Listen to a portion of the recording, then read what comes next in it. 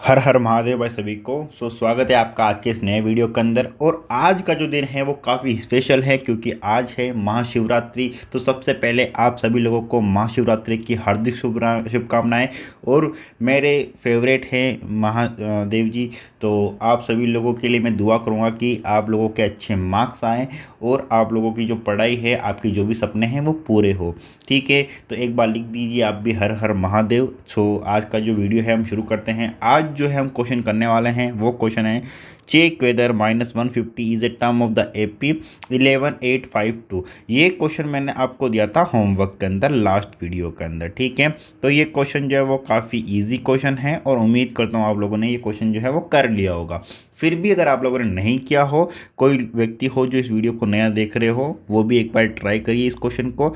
Try करने के बाद अगर नहीं आता हो तो आप मुझे कमेंट करके बताइए कि सर हमें नहीं आया है और आप हमें समझा दीजिए, तो मैं आपको जो है समझा भी दूंगा। आप हमें यहाँ पे कांटेक्ट कर सकते हैं। ठीक है स्टूडेंट, बाकी आज जो है हम क्वेश्चन डिस्कस करने वाले हैं वो है ये क्वेश्चन। ठीक है, इस क्वेश्चन में अपने को दिया गया है, which term of the AP 3, 15, 27, 39 will be 132 more than it's 54th term.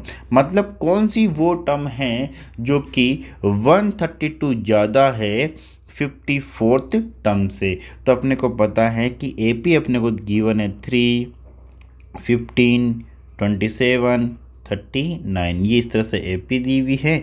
अब इस AP के अकॉर्डिंग सबसे पहले तो अपने को निकालना है फर्स्ट टर्म। तो फर्स्ट टर्म तो जाएगी A मीन्स जो सबसे पहले है वो 3।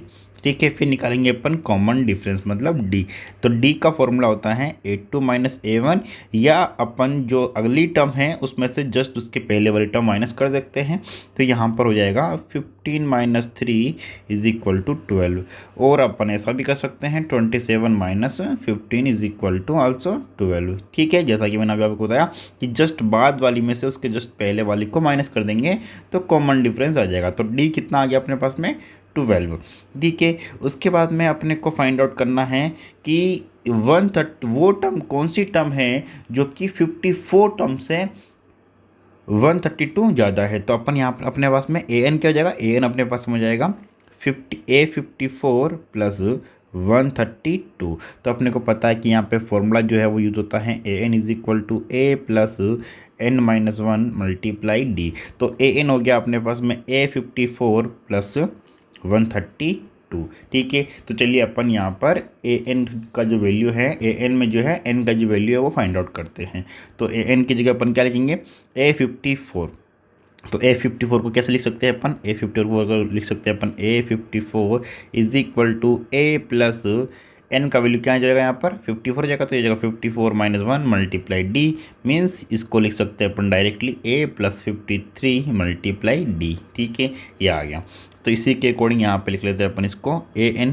तो AN का वैल्यू कितना है A54। तो A54 को अपन क्या लिख सकते हैं A + 53 D + 132 ऐड कर देंगे तो ये हो गया AN = A 1 + n-1 × D।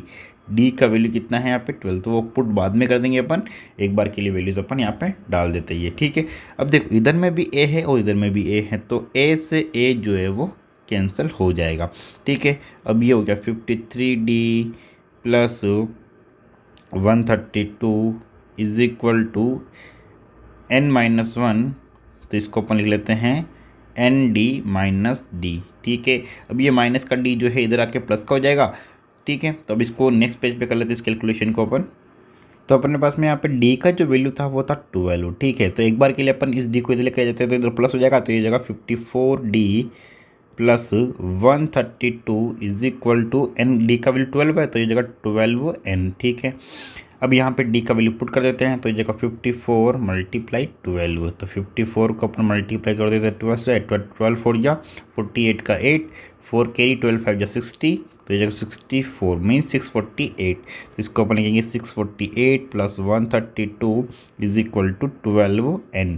ठीक है, इन दोनों को ऐड करेंगे तो 648 + 132, सो 280, 10 1 कैरी 8 एंड 7, तो 780 हो गया। तो 780 = 12n। सो n = हो जाएगा 780 डिवाइडेड बाई 12। ठीक है, 12 का डिवाइड करेंगे, 12 6 जा 72, रिमाइंडर कितना गया 612 5 जा 60, तो n का जो वैल्यू है वो हो गया यहाँ पर 65। तो ये आ गया इसका आंसर। मतलब जो टर्म अपने को पूछी गई है वो इस AP की 65th टर्म है। ठीक है, 65th टर्म है इस AP की, जो कि क्या होगी, अगर क्या होगी ये भी पूछे अपने को तो अपन फाइंड आउट कर सकते हैं। क्या कैसे करेंगे, AN is equal to A plus n-1 multiply D. तो अपने क्या फाइंड आउट करनी है, 65th टर्म फाइंड आउट करनी है। ठीक है, तो यहाँ पर अपन वैल्यू पुट कर देंगे, A65 is equal to A plus 65-1 multiply D. तो A का वैल्यू कितना था अपने पास में 3, तो 3 प्लस 65-1 हो जाएगा 64 मल्टीप्लाई 12। ठीक है, तो 64 को मल्टीप्लाई कर देते 12 से, सो 12 4 जा 48 का 8 4 कैरी, 12 6 जा 72 एंड 76, तो 768 प्लस 3, तो ये 3 प्लस 768 इज इक्वल टू 771।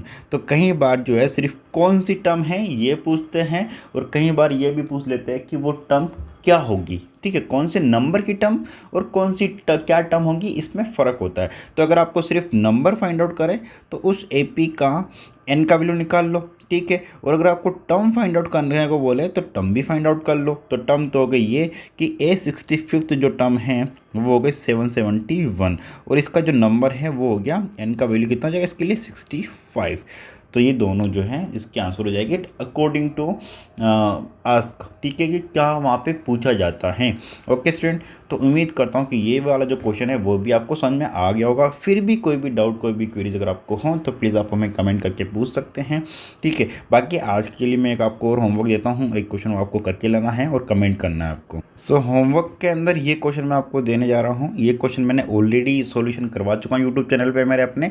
ठीक है, तो अगर आपको सॉल्यूशन नहीं आता है तो वो वीडियो जाके देख सकते हो, रिसेंटली मैंने अपलोड करी है। क्वेश्चन ये है, which term of the AP 21 18 15 is -81। ठीक है, -81 के लिए अपने को n का वैल्यू फाइंड आउट करना है। फिर also is any term zero give reason for your answer, और फिर ये भी बताना क्या इस AP की कोई जो टर्म है वो ज़ीरो होगी क्या। अगर ज़ीरो होगी तो उसके लिए रीज़न जो है, अगर नहीं होगी तो उसके लिए रीज़न क्या है, अगर होगी तो रीज़न क्या है वो भी अपने को बताना है। तो रीज़न का ना सिंपली ये आ जाएगा कि जो कोई भी टर्म, अगर कोई भी जो टर्म है वो अगर उस AP का पार्ट होती है तो उसके लिए जो n की जो वैल्यू है वो परफेक्ट वैल्यू आती है, या अपन आपसे बोल सकते हैं कि नेचुरल वैल्यू आती है। ठीक है, नेचुरल नंबर जो है उसके लिए आता है n की वैल्यू के लिए, तो नेचुरल नंबर या परफेक्ट वैल्यू बता सकते हैं। मतलब इसका जो है डिजिट में इसका आंसर नहीं आता है, और n की जो वैल्यू है वो नेगेटिव भी नहीं हो सकती है और फ्रैक्शन भी नहीं हो सकती है। ठीक है, डिजिट, नेगेटिव डिजिट, या इसको सो डेसिमल आप बोल दीजिए इसको। ठीक है, डेसिमल, नेगेटिव और फ्रैक्शन में इसका n का जो वैल्यू है वो नहीं आ सकता है कभी भी। तो परफेक्ट वैल्यू होगी तो वो उसका पार्ट होगी, अगर नहीं होगी परफेक्ट वैल्यू तो उसका पार्ट नहीं होगी। ओके स्टूडेंट, तो उम्मीद करता हूँ आपको ये समझ में आई होगी। बाकी एक बार और हर हर महादेव, एंड आप सभी को शिवरात्रि की बहुत बहुत शुभकामनाएं। आप खुश रहो, जो भी डाउट्स आते हैं आप हमें पूछो और अपने डाउट्स क्लियर करो और अपनी ज़िंदगी में आगे बढ़ो। So thank you so much, मिलते हैं नेक्स्ट वीडियो में, तब तक के लिए बाय बाय, टेक केयर, हर हर महादेव।